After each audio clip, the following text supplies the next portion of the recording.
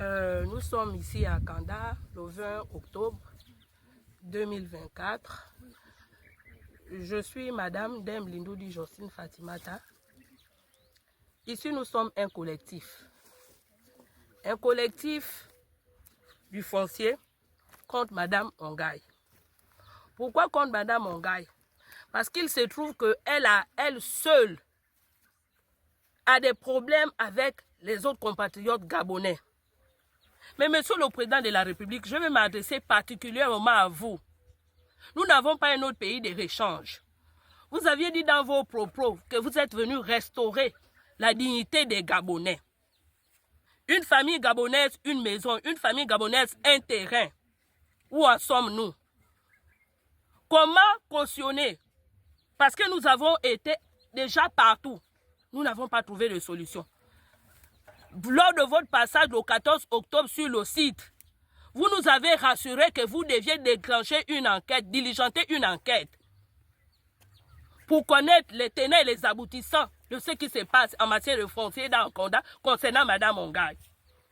Nous avons été appelés, entendus à la DGSS. Jusqu'à aujourd'hui, on n'a pas eu de suite. C'est la même DGSS à qui vous avez demandé de diligenter une enquête pour nous écouter, nous tous, qui nous demande encore d'aller au tribunal. Vu que nous avions déjà été au tribunal auparavant, particulièrement dans notre cas, la YT1, nous sommes à la Cour de cassation. Comment une institution comme la Cour de cassation demande de tout sur soi? Aucune partie ne doit entreprendre les travaux. Mais Nadine Ongaï se permet de faire comme elle veut. La preuve, quand elle a cédé à la GR, on est en litige. Comment vendre ou céder une parcelle alors qu'on est en litige? Ça veut dire que nous ne sommes pas dans un étroit de droit. Comme elle dit toujours qu'elle a un laissez-passer, elle est batéquée, elle fait ce qu'elle veut, elle porte un nom. Le président, c'est le président qui l'envoie, c'est ce qu'elle dit haut et fort, arracher les terrains aux autres Gabonais. C'est le CETRI qui l'envoie, c'est le tribunal, les premières instances qui l'envoie parce qu'elle a la collaboration vraiment bien enfouie avec certains magistrats. Nous allons nous tourner vers qui? Si ce n'est vers vous, qui êtes le garant des institutions. Nous avons besoin de votre intervention. Je pense que c'est la deuxième fois que aujourd'hui nous vous appelons pour intervenir. Monsieur le Président, ne restez pas en silence. Ne restez pas les oreilles sourdes. Nous sommes aussi des compatriotes, nous sommes des Gabonais. Ou alors, vous en tant que garant des institutions, trouvez-nous un pays de rechange où nous allons, notre tranche de la population, nous allons aller rester. Ce n'est pas normal. Une seule personne. Nous sommes au moins peut-être 50 ou 100 personnes à qui elle a fait ça. Elle continue à faire. Mais personne ne se lève. Vous voulez qu'on se fasse justice nous-mêmes, qu'on prenne les fusils, qu'on prenne les maths, qu'on s'entretue, alors que la terre appartient à tous les Gabonais. On ne refuse pas qu'elle ait les terres. Mais quand nous avons assaini, nous avons viabilisé, nous avons fait les travaux, pourquoi elle ne va pas dans les forêts créées?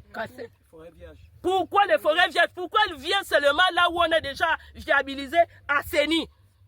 On a coupé les arbres, tout. C'est là où elle vient dire que c'est pour elle en complicité avec l'ANUTC qui lui signe. Et peut-être la conservation foncière qui lui signe les documents, les titres fonciers. Avec le cabinet de la présidence qu'elle a mené. Avec soi-disant le cabinet de la présidence. Au Gabon avant pour reconnaître qu'il y avait la présence humaine. Ce n'était pas le titre foncier, monsieur le président. Vous êtes né dans les années 70 par là. C'est les arbres fruitiers, c'est les plantations.